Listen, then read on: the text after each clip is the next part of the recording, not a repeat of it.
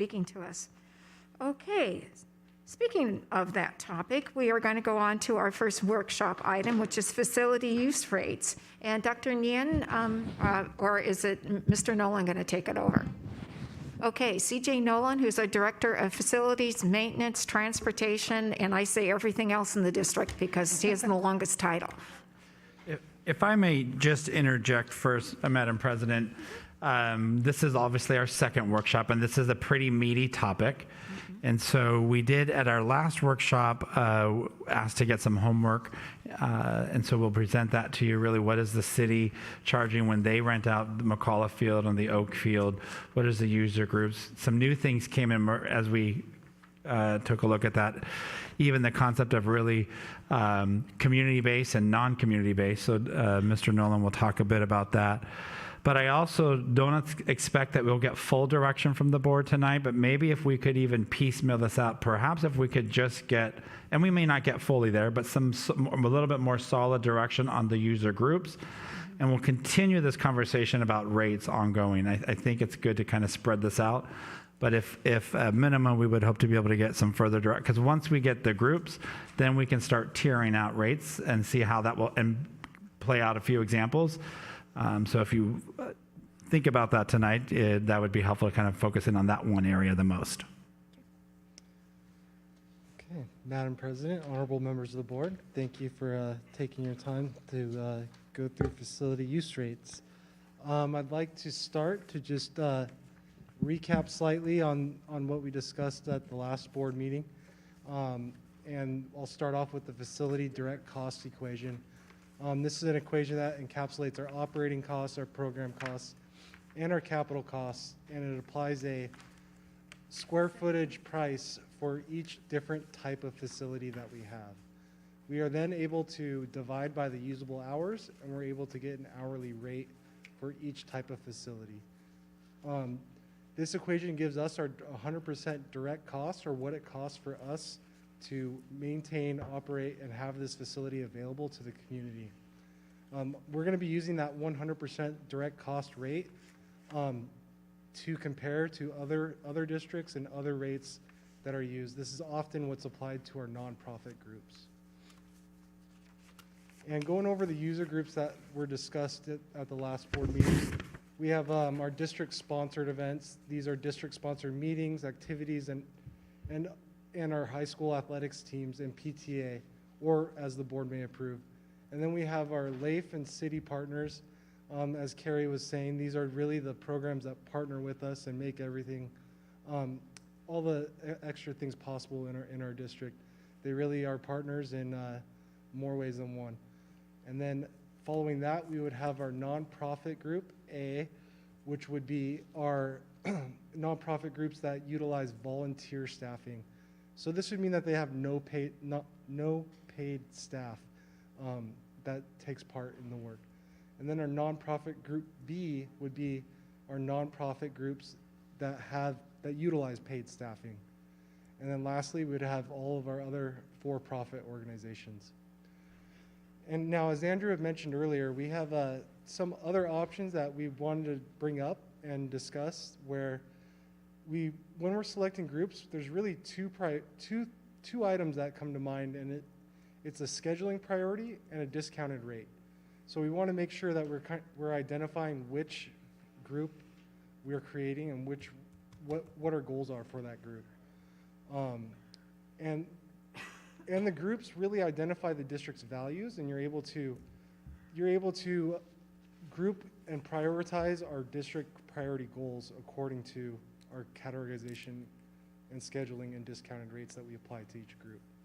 So the community-based versus non-community-based group would require that user group to have 70% local residents that participate in the activity.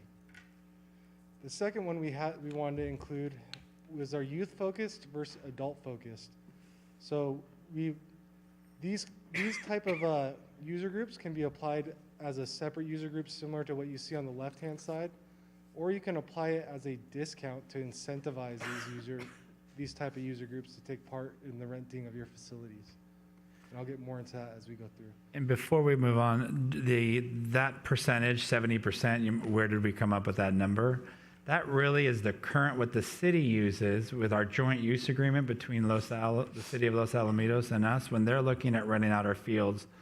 And it says local residents, but really it's if you're enrolled in a district school, even if we do have some students who are not residents, they're in our districts, but if they're enrolled in our schools, and or let's say a student is at St. Hedwig's, which is another school within our community, that would suffice under that 70% threshold. So that number is coming from the current MOUs between the city and how they tackle the community-based. I don't know whether this is to CJ or to Dr. Pulver. How do they verify it, or how will it be verified? I don't know exactly how the city's been verifying it, but the way we would verify it is through, we could verify it through tax returns, or we could request any document from a user group. So we could request that they submit their users, and we could random spot check it as we go. Thank you. My understanding in previous meetings when we were working between the city is I think each cycle of sports, they would submit their rosters to, I believe, Mr. Noda. I could be wrong. And then he would contact our IT department. We would try to cross-reference it with our student database. And then obviously they'd use addresses if they're not a student within our district. I believe that's how the city has done it in the past. Thank you. So as Superintendent Pulver, Dr. Pulver was saying, here are our joint user group classifications that we currently have. Group 1 is the district, the city, and the Los Alamitos Youth Center. So this is our basic group where only the basic utility fees are what are charged to the groups. And that's taken care of mostly through our joint use agreement. Groups 2 and 3 both pay the same amount for field rentals, and they only differ in scheduling priority. Group 2 would include our Los Alamitos Community Sports Board organizations, our community-based groups, and our community-based nonprofit groups. Groups must be comprised of at least 60% Los Alamitos residents, local nonprofits that are based within the Los Alamitos Unified School District boundaries, such as PTA, Friends of Boy or Girl Scouts, and LAIF. Group 3 is our tournaments, camps, clinics, club travel, sports teams, and our non-community-based nonprofits, commercial user groups, and religious organizations. Any group from 1 or 2 that holds a tournament or a camp would also fall into Group 3. And I just want to remind you that this is with the joint user group. So really the city only schedules Oak and McAuliffe Field. When it's Hopkinton or Lee, this doesn't apply. That is just the district schedules that. Does this also include the gym at Oak? Do we, when you say I believe so, other than for the most part, really the use of the Oak Gym is during their school hours for the district, and then the city after hours. After hours, So the okay. city would control and continue controlling the scheduling for that. And I So- believe Continue to control. Dave and Diana both had a question. So my question had to do with scheduling like Rossmore schools, the 4 sites there. Do we use the same criteria that the city has, or do we have something different for the groups? So we use pretty much the same criteria as the city for all of our other existing facility groups or rental groups. That's been the practice right now. Correct. My question is, why would religious organizations be under Group 3 if they are a community, if they're a community church or within our community? That I don't understand. Because I think they probably serve our children, probably serve our residents. I would agree, and that's something that we've discussed changing in the future. I'm not sure why it was originally implemented, but that is definitely something that we've highlighted. Yeah, we agree. It does, I'd worry about that myself.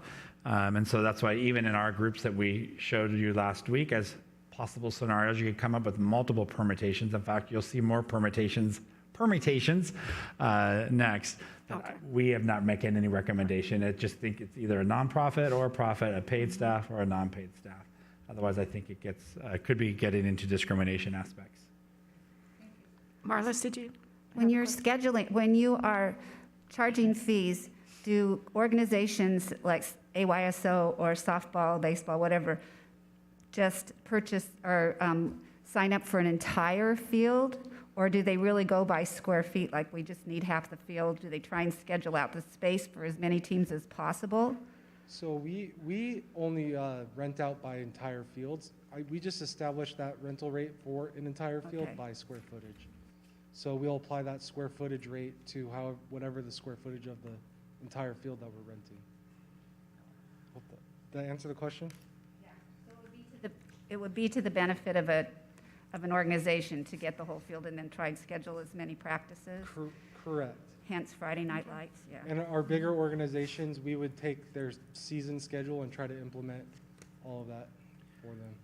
For example, CJ will share this later, but when you look at our fields at McAuliffe, there are 3 total fields, and Friday Night Lights might divide that into 10 or 11 fields. I don't know the exact number. He may share that later.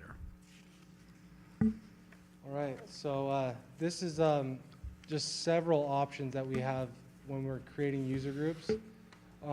We expanded on the list we provided at the last board meeting, and we expanded by including those local and non-local, community-based and non-community-based groups.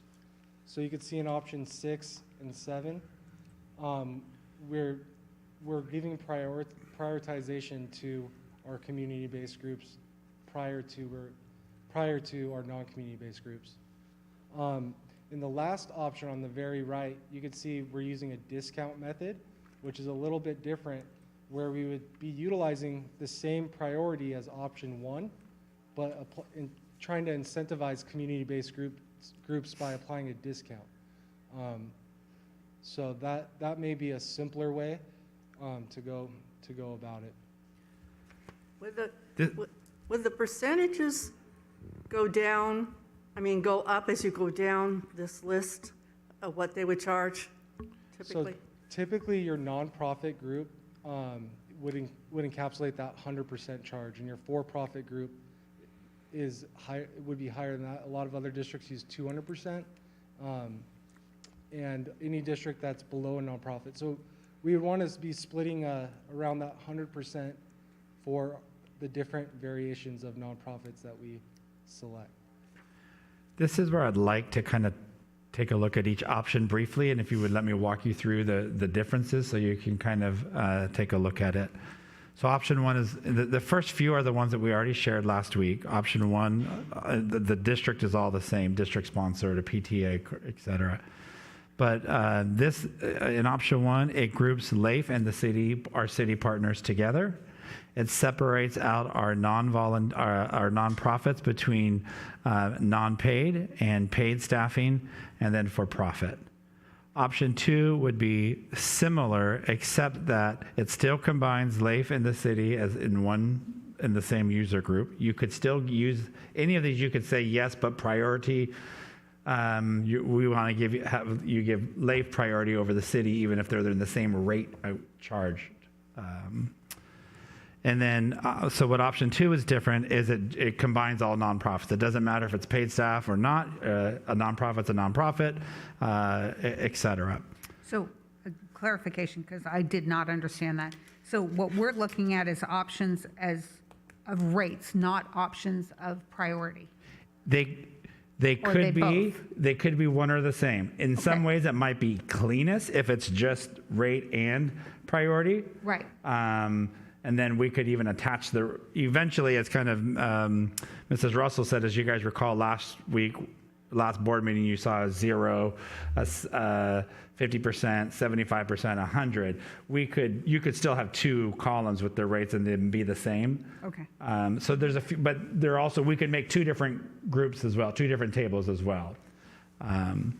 So option 3 then is, differentiates LAIF from city partners. So LAIF would have a different higher priority, if you would, in that.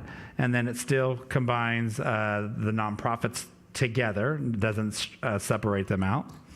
Option 4 does the same, except now it makes LAIF and the city separate, and it makes nonprofit volunteers and nonprofit paid volunteers. And then this is where we started as we looked at our city, and I think some conversations from Dave and Mrs. Hill about community-based, and you could insert the word youth too, but as we relook, the city doesn't differentiate necessarily between youth. So option 5 is somewhat similar to option 1, but it's now embedding in community-based giving a community. So think of it as, let's use a scenario that's easier to, AYSO that serves our students here in LaSalle, as opposed to, let's say, I don't know that this would occur, but let's say AYSO in Anaheim would want to come use our fields.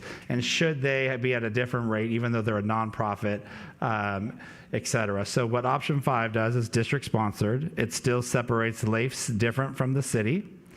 And then what we tried to articulate for you is group 4 would be community nonprofit volunteers.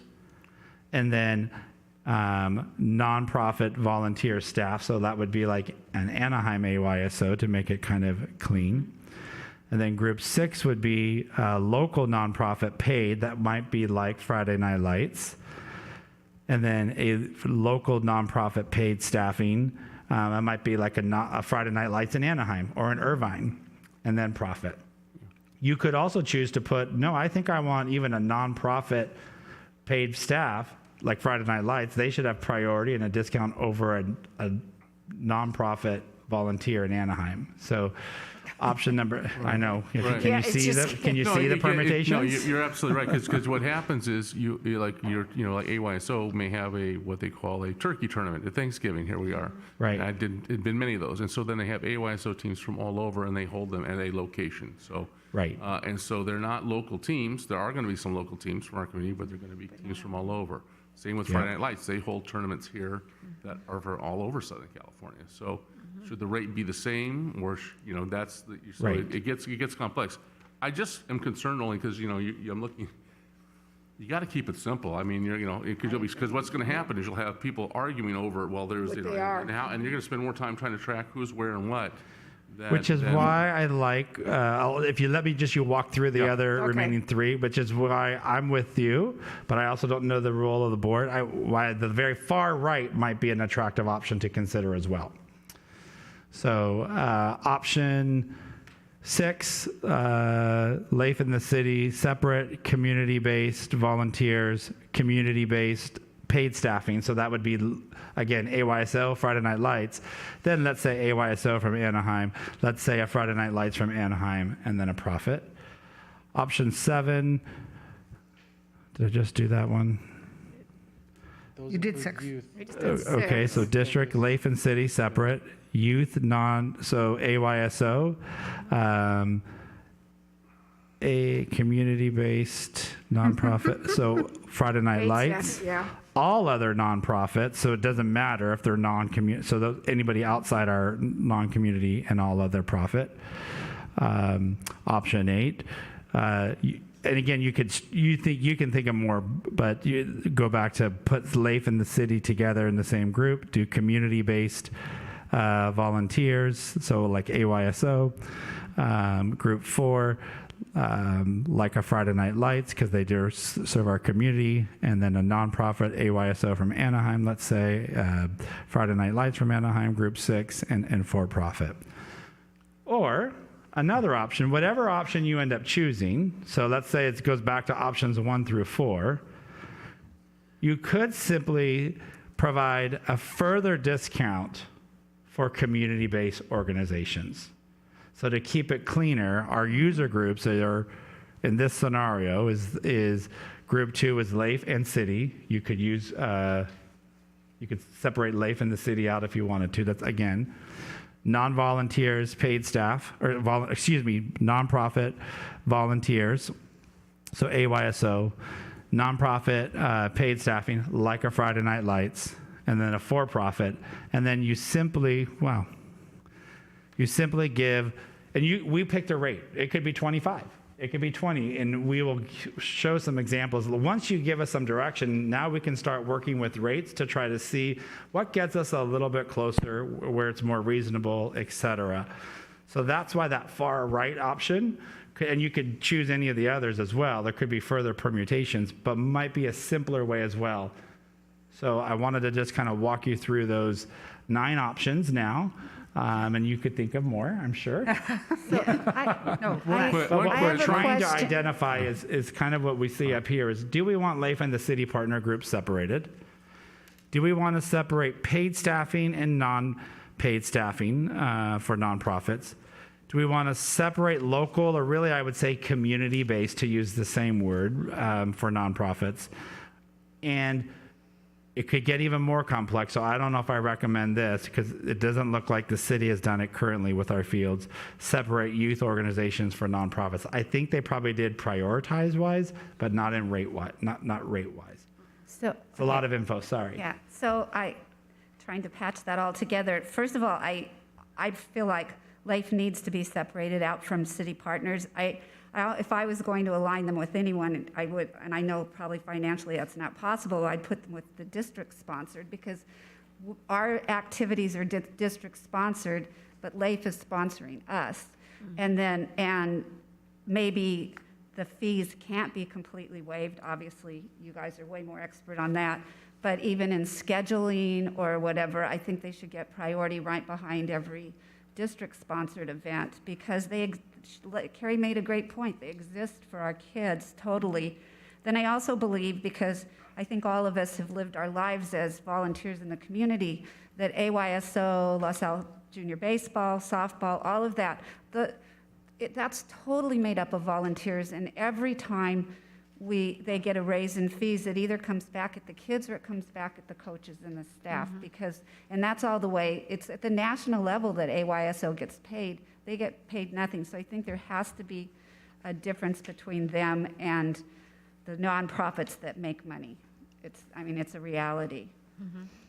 I also am wondering, the more complicated it gets, CJ, so it feels like who is doing this? The more complicated the scheduling gets, how much more manpower or cost is it to figure out all these details? I agree with Dave, the simpler the better. So fortunately, once we get a user group, it's generally the same people that repetitively use our facilities. So it would just be that initial creation. If we did go with the far right option, which is option 1 with the discount, we would have some type of system that would say, like, check all that apply, and then the discount would be applied based on what they indicate. And who's you? Like, who's doing all this work? Is it? So it's all through a web-based platform called Okay, Facilitron, and they would handle most of that legwork. Okay, are there any thoughts? I have a question having to do really with, does a youth center fall in line then with city partners? Correct. Or, because I would hope it would stay in the conjunction like with They're LAIF. paid staff element. So I just wanted, okay, I'm just trying to make sure, because the youth center is a great resource and Yeah, that was.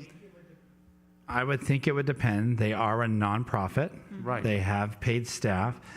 It might depend how they're using it. In the past, we've partnered with them to provide our elementary music program, because we did not have an Right. instrumental program and it was after school. I understand. So that might be different than if the youth center was using our field for a soccer tournament. I'm making Right. that, not that they Okay, right. would. I understand. Okay. So they could eventually be in group 1 for a particular thing. And But in group- all other areas, Right. they would be wherever their nonprofit status lies. Depending on the program, okay.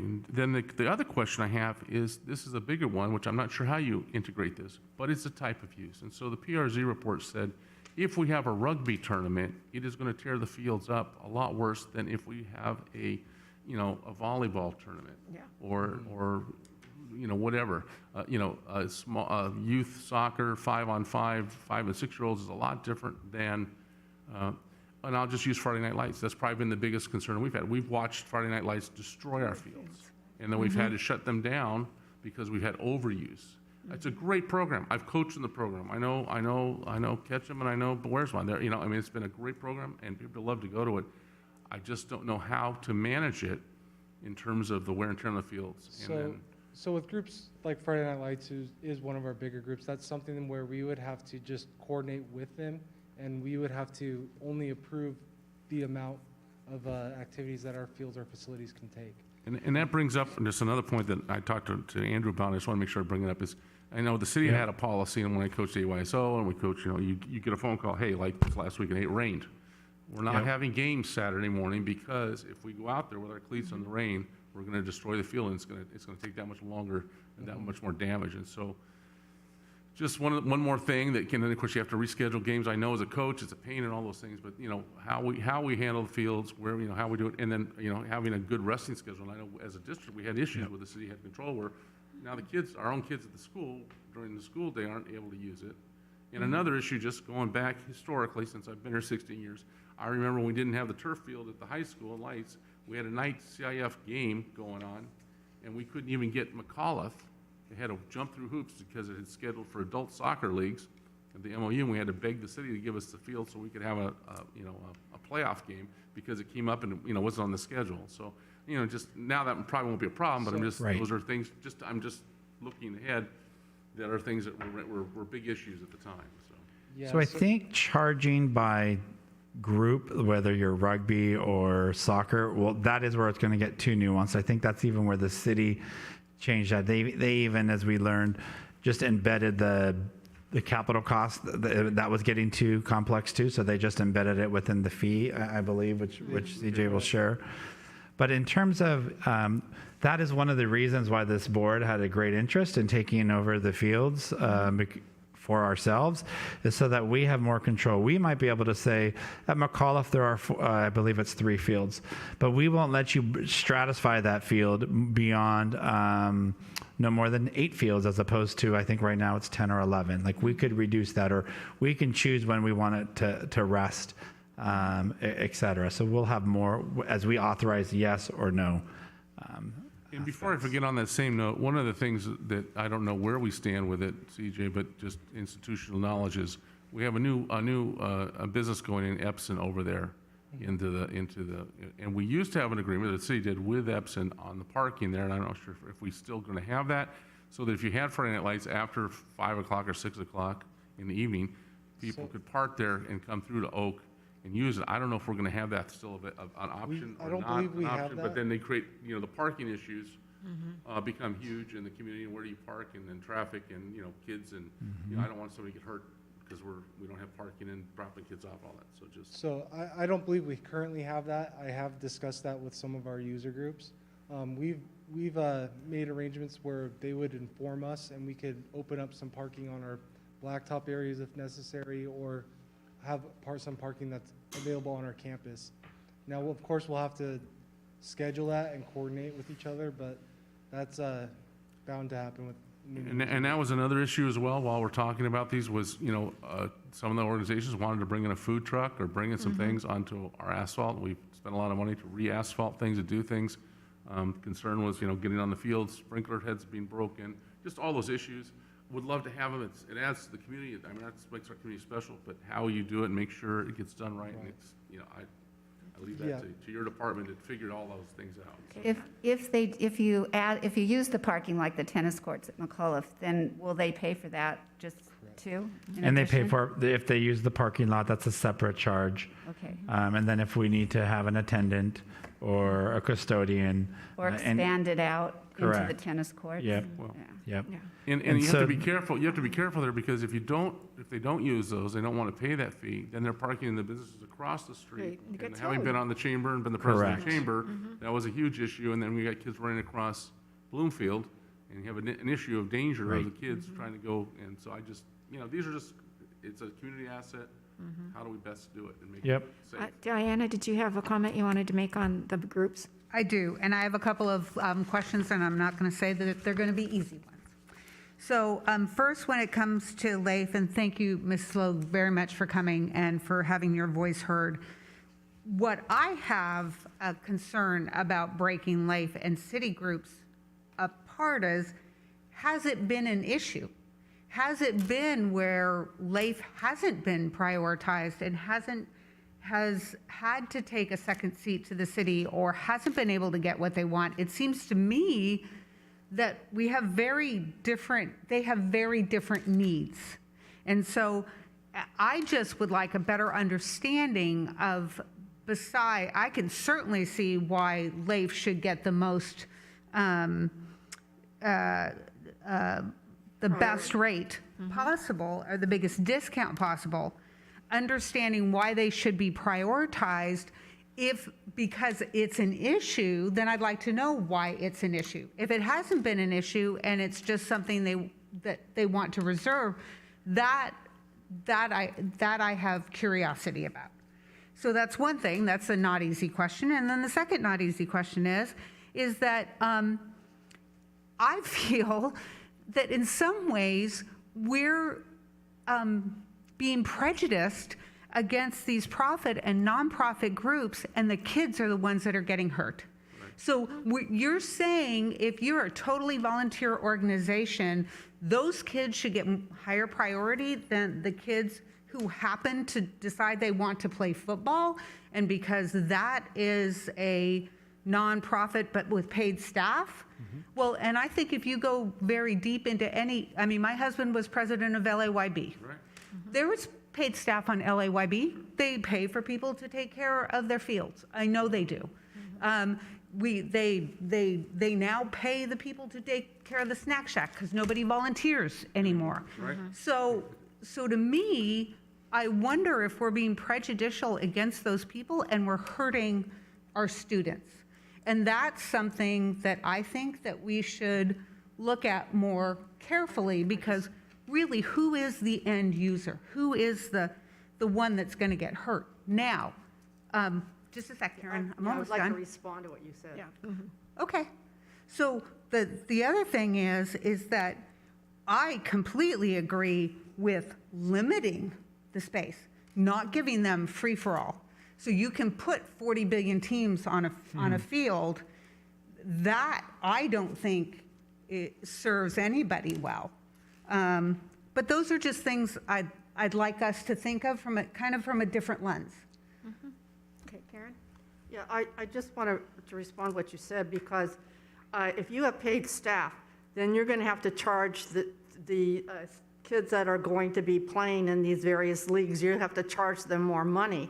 And so I think that is one of the reasons we would like to discourage having paid staff. I realize the problems, the ins and outs of getting volunteers, but nonetheless, some of them had paid volunteers years and years and years ago before they ever considered using non-paid. So I think that's why we want to differentiate between the two, and also considering the fact that the students would have to be paying more when there's paid staff. Well, and I understand and I appreciate, because you're always very thoughtful and global. It's just that I think there is a difference, because with the volunteer or the nonprofit that does make money, or people make salaries. I mean, they can afford homes because of what they do.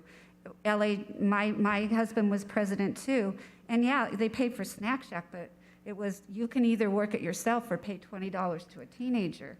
It's a lot different. I just know that for my nephew, when one organization that does end up, people do make a profit, when the city, I guess it was, raised the fees, his yearly, what he had to pay to be a part of the team went up considerably too.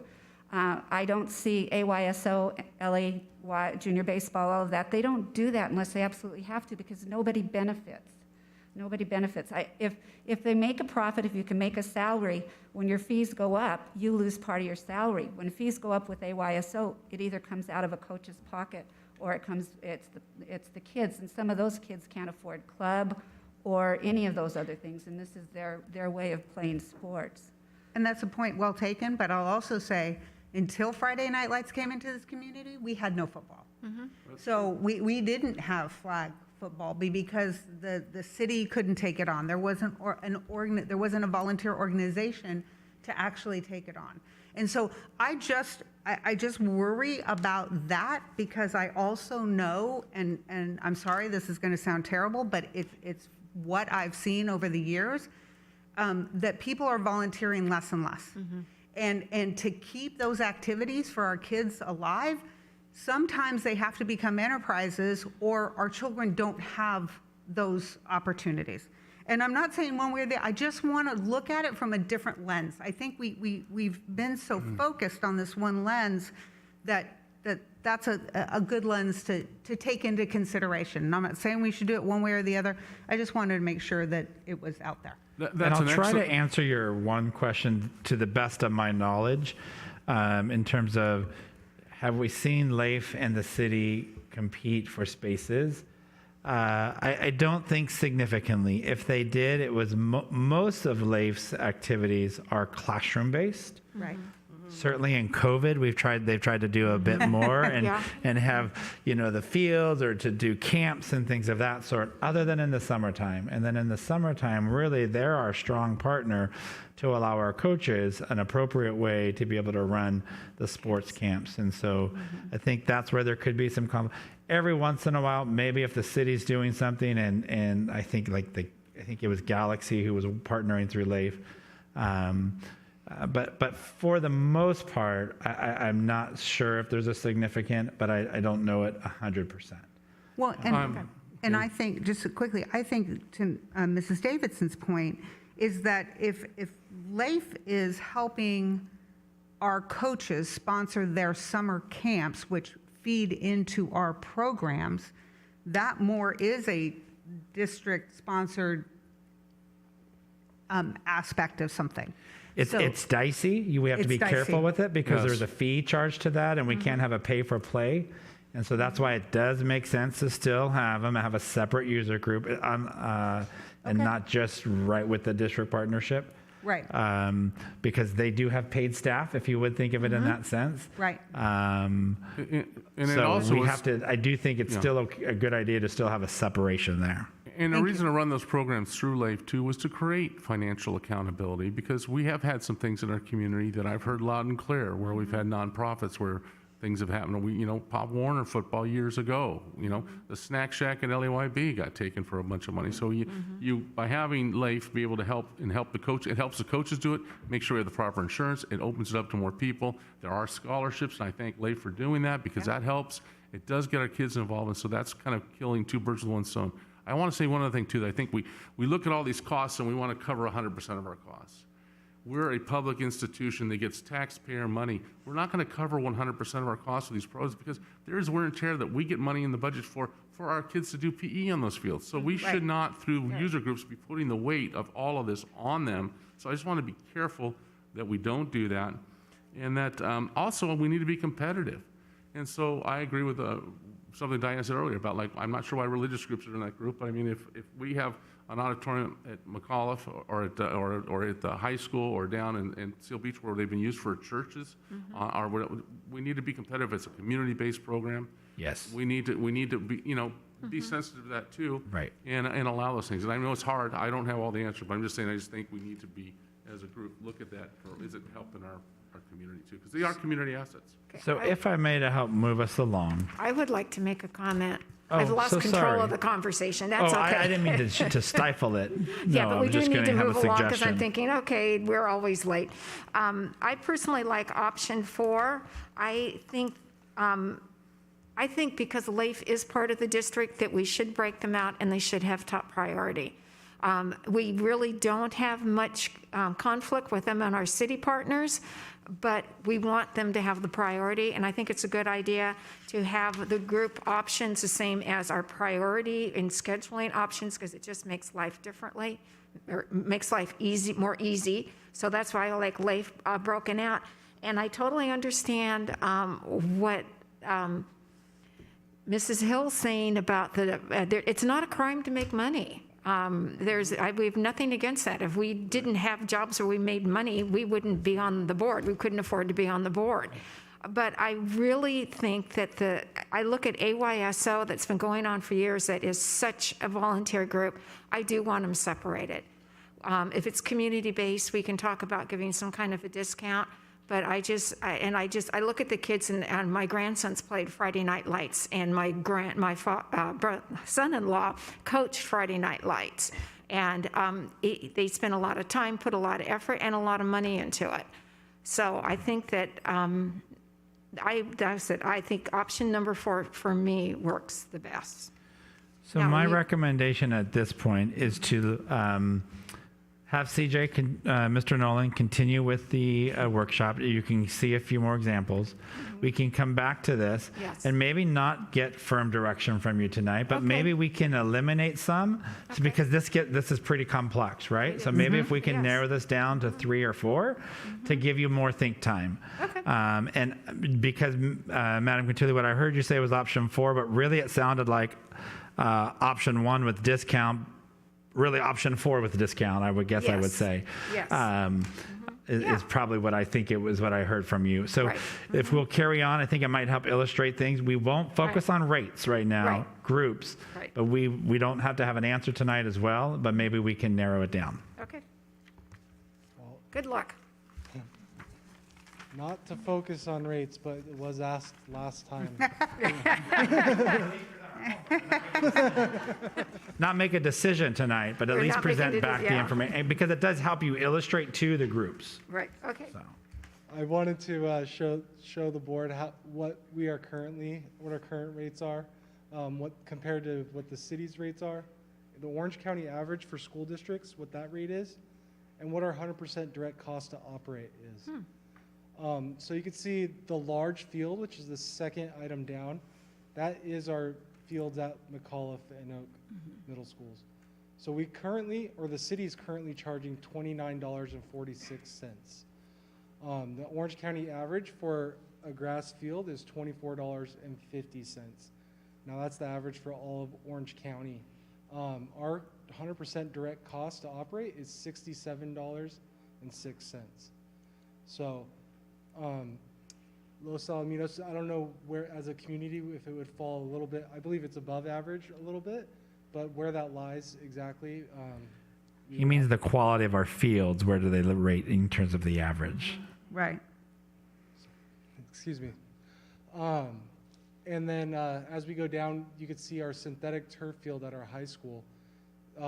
Compared to the Orange County average, we have it at $70.73, and then the Orange County average is $86.79.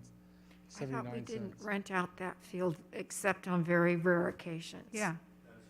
Okay, But we still have to have a But rate. we still have to have a rate, Yes. if we ever would. right. Okay, thank you. Same with our gym. We'll have a rate for our gym, but I don't think we've ever. So, well, it's only free between Right. 2 a.m. and Why 4 a.m. That's why we need you a know? second gym. But if we had a second gym, there might be opportunities. So essentially, we're dividing up our fields between medium-sized fields and large fields, where our baseball and softball small, that would be considered the same as a medium field. Our baseball and softball large would be the same as our large field.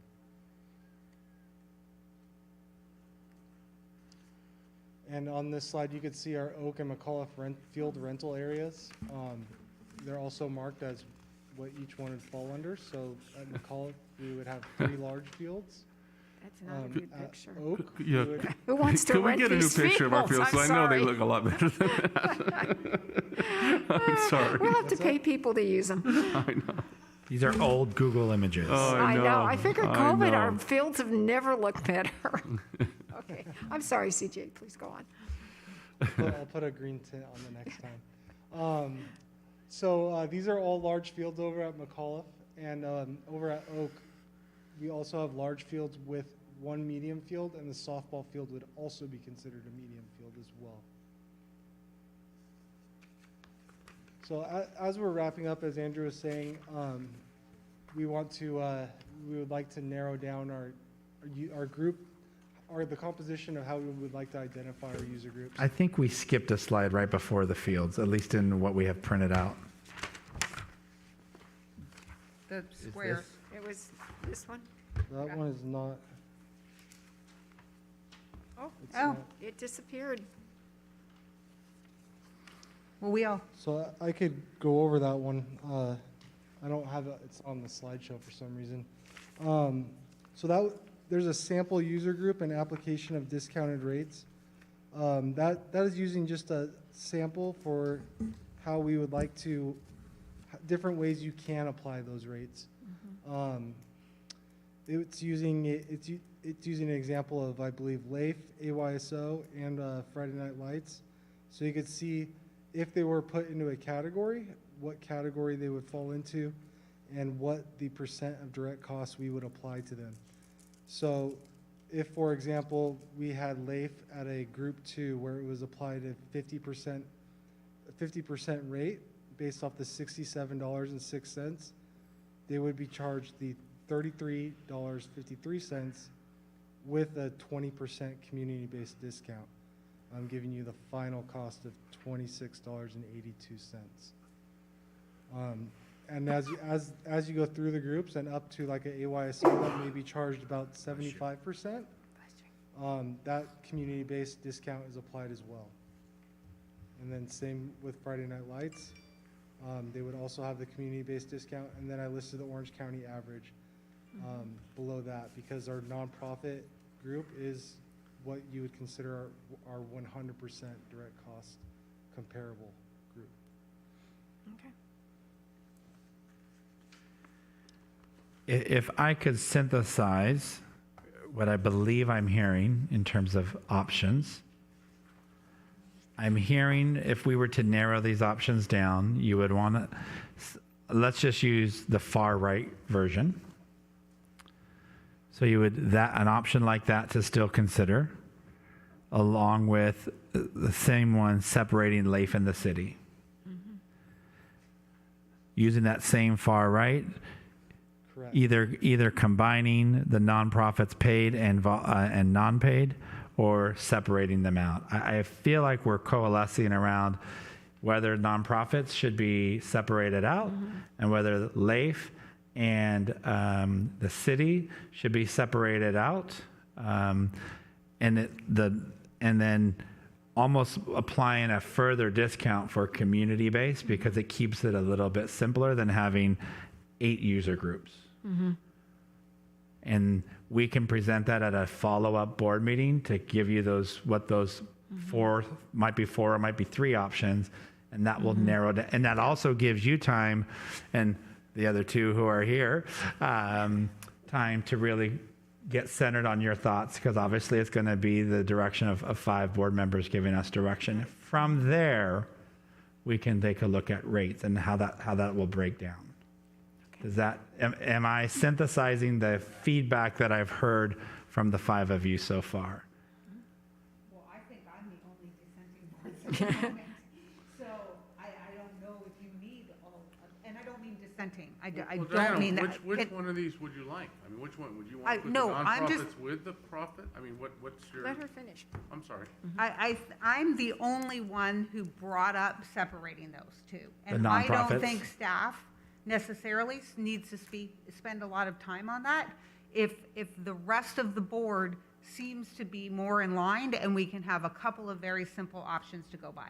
And so I just want to make sure that that's clear. I wanted to talk about some things and get answers about things, and not necessarily say, oh, we need to do all this extra work because of those things. I just wanted to bring them to light. Yeah. And another way you could tackle it, let's say, is if you ended up putting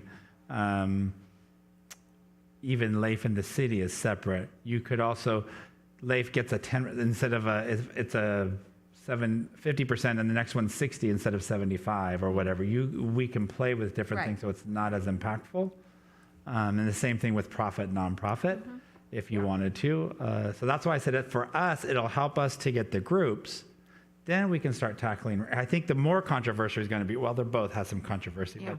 but from there we can become get And rates. when we say priority, does that mean if a group has a field and another group comes up and says, now I need this field, and that group have priority over the other field, does that mean now they can bump the other one out? Or it just means because I don't imagine that all requests come in at the same time. So how does, and I know that's in the weeds or mechanics, but I think for the most part is once we have approved it, we would not now remove it unless maybe there was the rain that you had talked about and we had a policy. If it rains, the field needs to rest for 2 days, et cetera. And then we'd have to, shuffle down. But no, if we have approved, let's say, I'll use you, Diana, to use the field and you're a for-profit, non-paid, and then 2 weeks later, after we've approved it, Karen Russell came and wants to be able to use it, we've already And approved she has a yours. higher priority than I am. Correct, we've already approved it. So it might be that within our window of here, we're starting to accept requests for these 3 months of time before we honor them. Hey, everyone should turn it in by, let's say, August 1st, if you want to. I'm making dates arbitrarily. Right.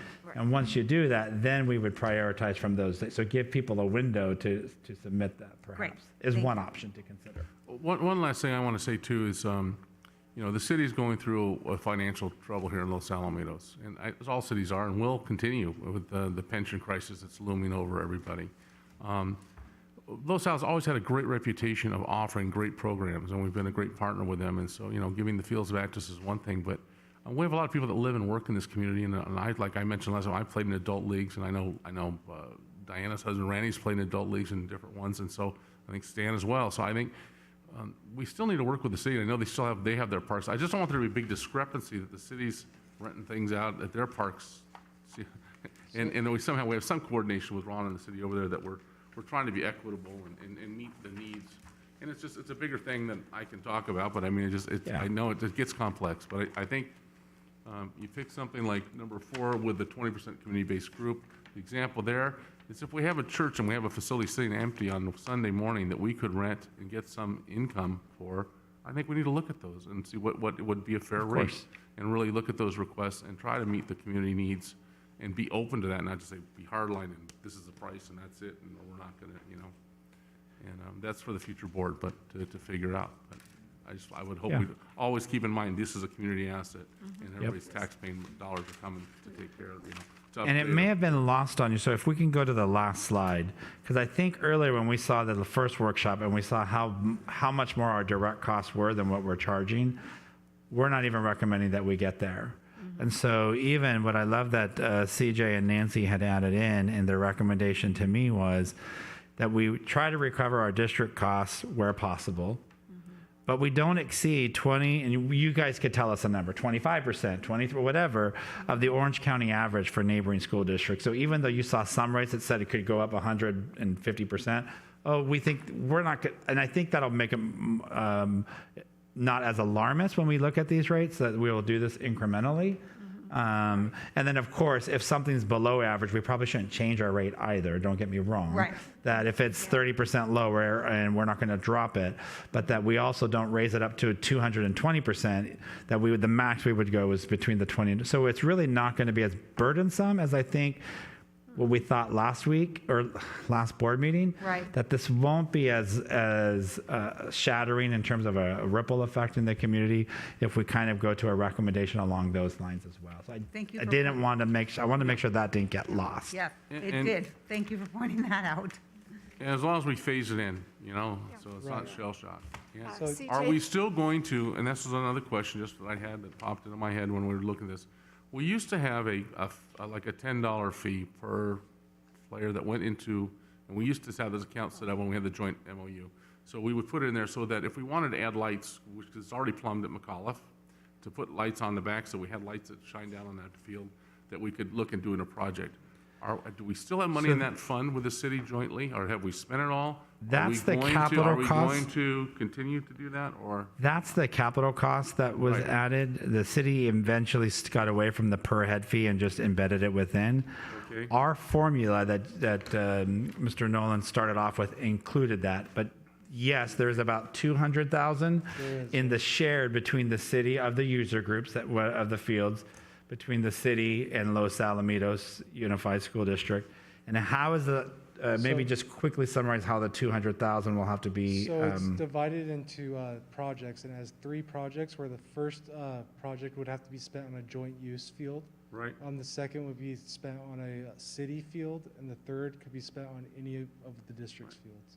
So as we wind this down, that's going to go away? Are there funds there? Are we spent So them? I we're- just wanted to know are we going to, as a board, on the next board, can maybe look to do that to, maybe put a turf field in it, McAuliffe, or a turf field in it, at Oak, or whatever, I'm just, or add lights. That's way in the That's, future. that's something. So way in the again, future. just moving forward, remember this formula here, understand. the capital cost, when we say our direct cost, and that's why it looks pretty high, includes it includes the operating costs, the program costs, and the capital cost.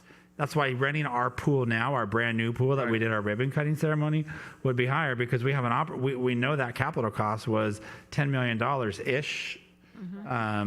Over the, and then you factor out what is the life of that pool I just facility, et wanted to say cetera. it out loud to remind everybody of what we had been doing and where we're at, so people ask, so that. Behind you. CJ, I want to thank you. I'm sure you look forward to this discussion at our next board meeting because it'll be pretty much, it'll be similar. But what I love about the board is that we care. So thank you so much. Thank you. On our next presentation will be by Mrs. Reed, who will give us an update on the LaSalle at Home survey for the second semester.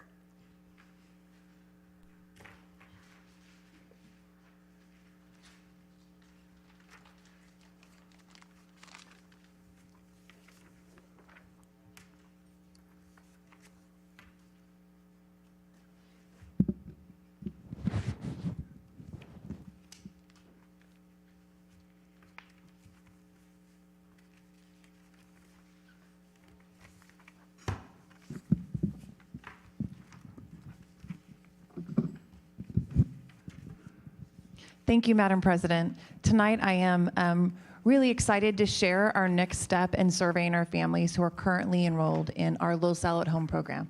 So just a little background information, a reminder to our community as well as our board, that in August, we had families choose to make a year-long commitment to the district's 100% remote schooling option, LaSalle at Home. And simultaneously to that, the district made a commitment to survey families that selected LaSalle at Home to garner interest in having their child or their children return to a traditional school site for the second semester. And so I wanted to just review with the board our timeline of the upcoming placement survey that we had committed to our community. So this is the week of November 9th, and Education Services will be sending out a communication email to all of our LaSalle at Home families, reminding them about the upcoming survey, as well as providing some pertinent information that parents can think about in advance of the survey, so they're really able to make an informed decision when the survey is released. We'll be releasing our placement survey November 23rd and firmly closing that survey on December 4th.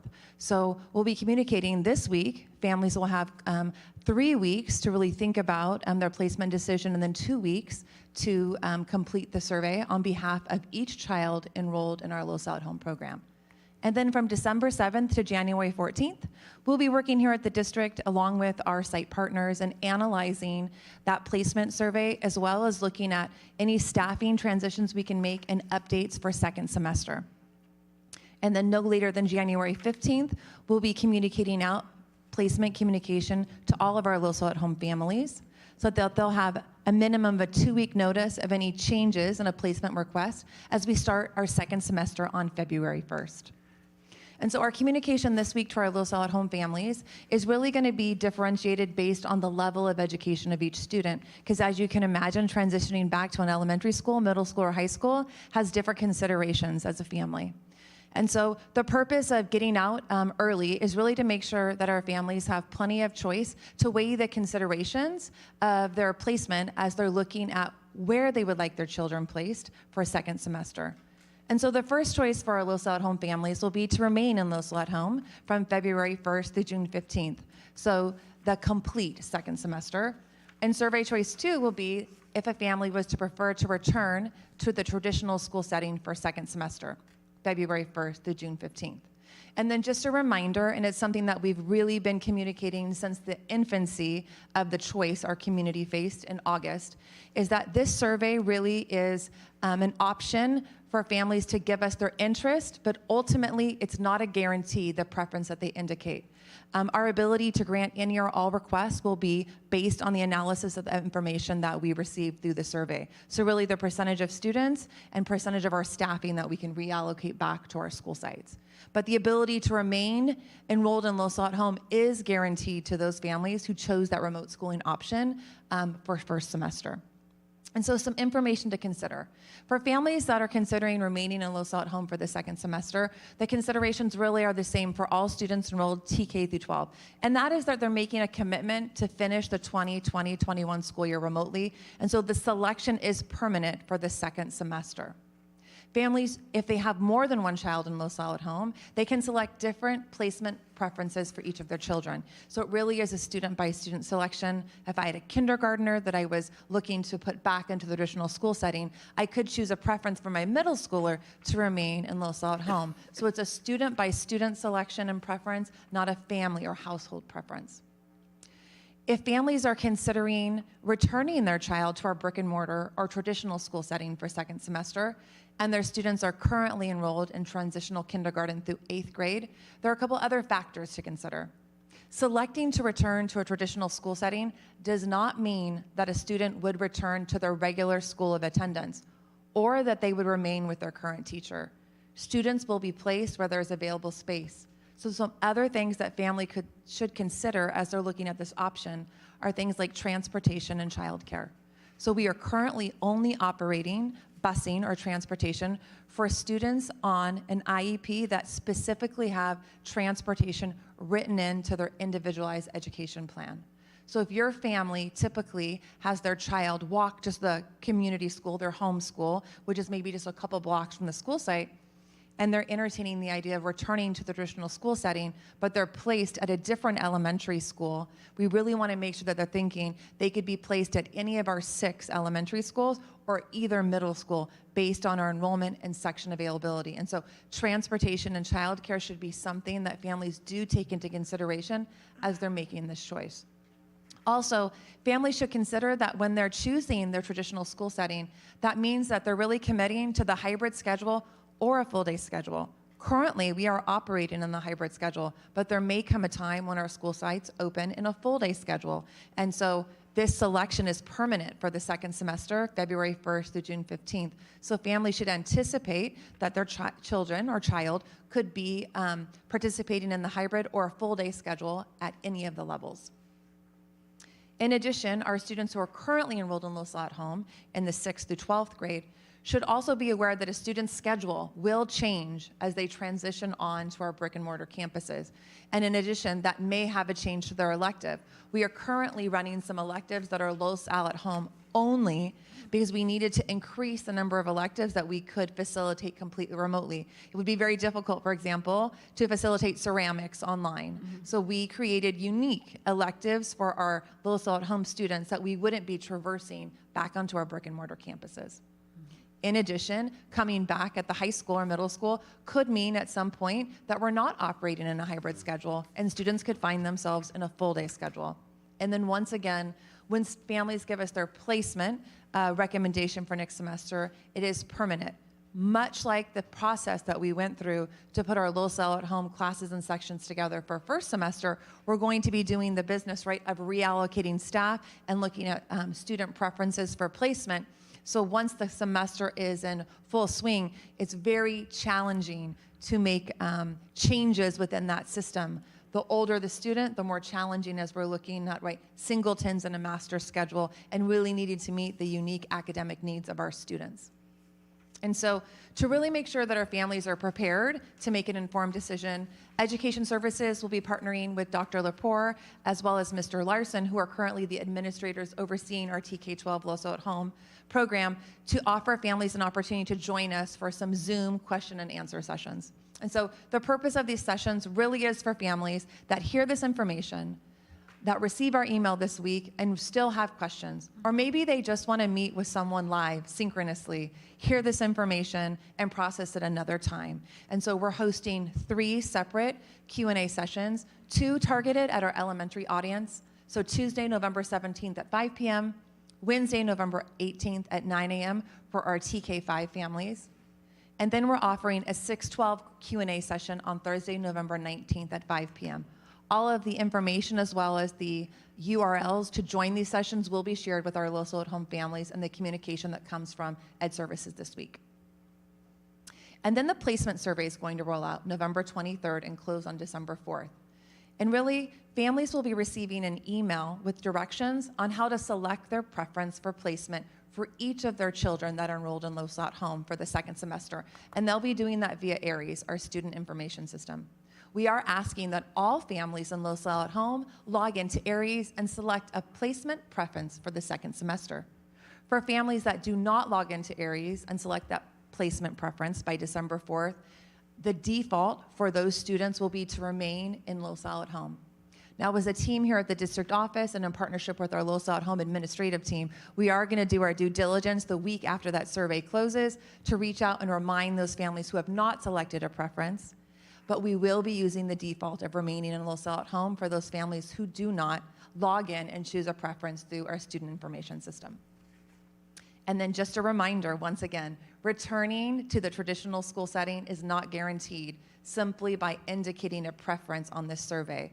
It is an interest survey which is giving us the information we need to make staffing recommendations to grant and honor as many requests of our students' families as we possibly can.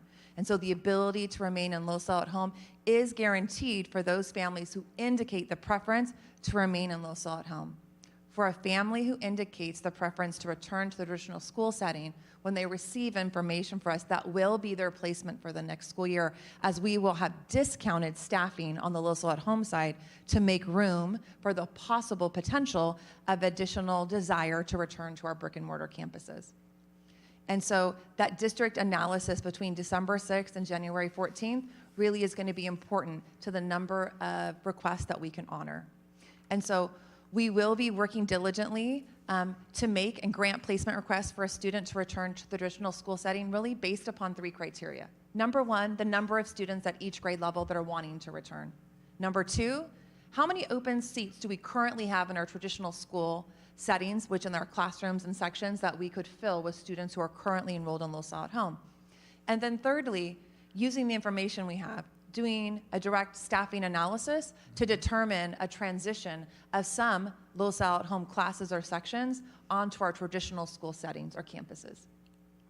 And so we are anticipating no later than January 15th. Our goal is always sooner, but by January 15th, that we would have an email communication out to all of our Los Al Home families, clearly indicating them the placement outcomes. And so we'll be sending an email to each family currently enrolled in Los Al Home to share the status of the placement request for semester 2. So families who have chosen to remain in Los Al Home will receive a verification email that we still currently have them enrolled to attend during second semester. And then families who preferred to return to a traditional school setting will be notified if their preference was able to be granted and then which school site their student would attend for semester 2. Now, clearly, our goal is to place as many students as possible in their regular school of attendance. Our secondary goal would be to keep students with the same teacher, potentially, that they've had in the Los Al Home experience. But those will really be tightly tied to the information that we garner as parents choose a preference for the placement they would like their student for the second semester. And so, simultaneously to this, we'll also be opening up an interest survey for those families who are currently participating in our traditional pathway and potentially may have an interest to transition over to remote schooling for the second semester. And so traditional pathway families will receive an email from their current school principal with directions on how to indicate their preference to transition to Los Al Home for the second semester. Now, we're not asking for all traditional pathway families to log into ARIES and select a preference. We're only asking those families who are currently in a brick and mortar school who are interested in participating in Los Al Home for the spring semester to log into ARIES and select a new preference for the second semester. And then we'll be working with our families who are currently on the Los Al Home waitlist to make sure that they receive a separate email communication reminding them that we do need them, although they're on our current waitlist, to also log into ARIES and make sure they're making that selection for Los Al Home for the second semester. And then it's really important to note, no different than the students who are at Los Al Home, who we may or may not be able to grant their request to return to a traditional school, the same is true with our families who are on the traditional pathway. Transitioning to Los Al Home for the second semester isn't a guarantee. We're going to perform the same analysis of these requests to determine if we can grant any and all requests for students to go remote from the brick and mortar pathway for second semester. And so Just a quick reminder of the timeline. This week, Ed Services will be communicating to all families in LaSalle at home about the upcoming options. We'll be hosting 3 Zoom sessions before our survey response period begins on November 23rd. Our survey response period will end on December 4th. The district team, in collaboration with our site teams, will be working December 7th through January 14th to do an analysis of their request, make any staffing updates or transitions, and then no later than January 15th, just in time for February 1st, the start of the second semester, we will be communicating with all families at LaSalle at home on what their final placement was for the second semester. And so I'd love to answer any questions that the board has. If you could just go back to that timeline, I just want to reiterate. So this has been really important to us early on, even as we talked with, master scheduling has been extremely complex in this process. And we had to make tweaks even afterwards to really also accommodate the number of students in a classroom so that we could keep that balanced and be cognitive of the requirements with social distancing and desk shields and how much a classroom can hold. So this really was a request for many who are going to be working on master schedules that if we could have the information as early in December as possible, we'll give them more time to thoughtfully create a master schedule as opposed to creating a master schedule in 2 weeks. And so our commitment to families was to survey them in December. We want to give them 2 weeks to take the survey, the week before the Thanksgiving break and the week after, but even giving them early notification prior, hey, this is coming. So tune in and know that 2-week window has to be really firm because we have a huge amount of work to synthesize and assess during December 7th through 14th. I can guarantee you our principals and assistant principals who work on master schedule will be working over the winter holiday trying to make sure. And then if we need to hire any additional staffing or if we need to adjust teachers' schedules, they also have a right to be notified with as much advance notice as well. And so that's why this timeline is really important that we are going to stick to it. It's going to be critical for our families to respond by December 4th.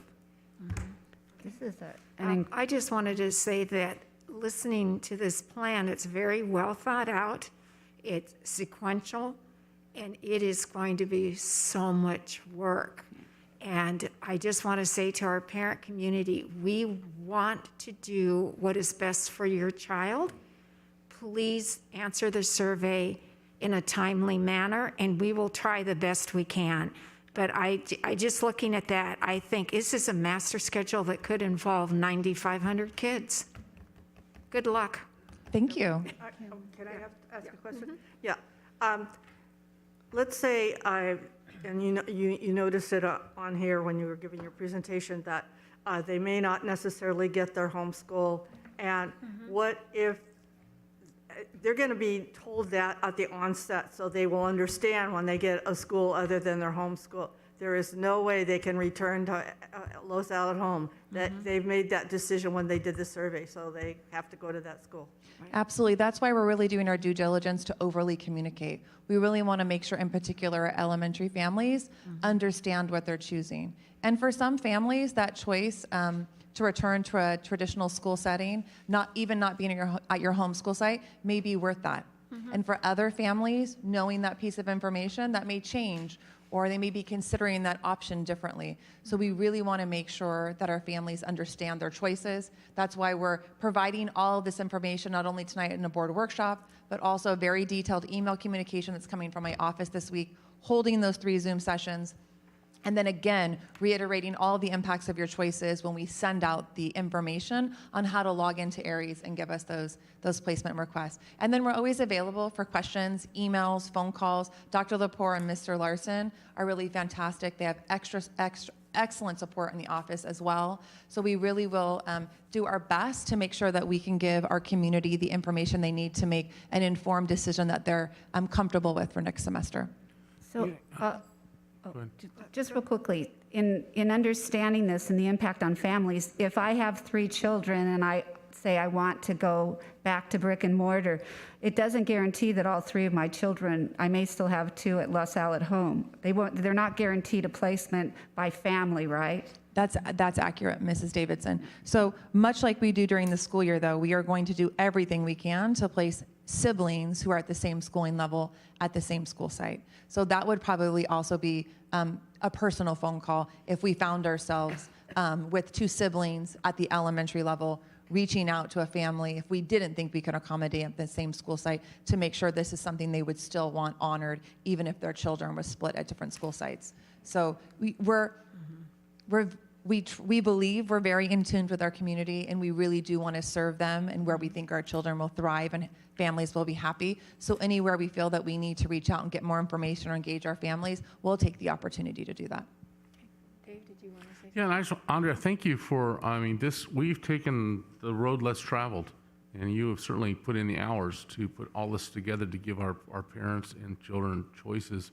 And I just asked this question, how has our attendance been for this? I know as far as, you hear all these horror stories about other districts that aren't having a good response, just curious. You know what's really interesting is we have the best attendance to date. So in both our remote and on our on-campus, we have better attendance than we've had in years past. So it's very interesting as one of the first thing administrators when you visit their campus, if they oversee attendance, will tell you. I was just speaking with Mrs. Ferrados at the high school who oversees attendance, and we had some visitors visiting, and the first thing she shared with the visitors is it's amazing the lack of tardies and the on-time attendance we have of our high schoolers not missing school this year. So I think there definitely is a layer and a lining of gratefulness and appreciation, and we're seeing our students arrive on time and in school, which is just really phenomenal. Thanks for sharing that. Okay, did you want to say something else? Okay, anything else? Thank you so Perfect. much Thank for you your so much. presentation. I almost feel like you should go home and rest because you're going to be working on this and not going to be able to get anything else done for quite a while. But with that, I'm going to go ahead and take our meeting into closed session. We will be back here at 6:30.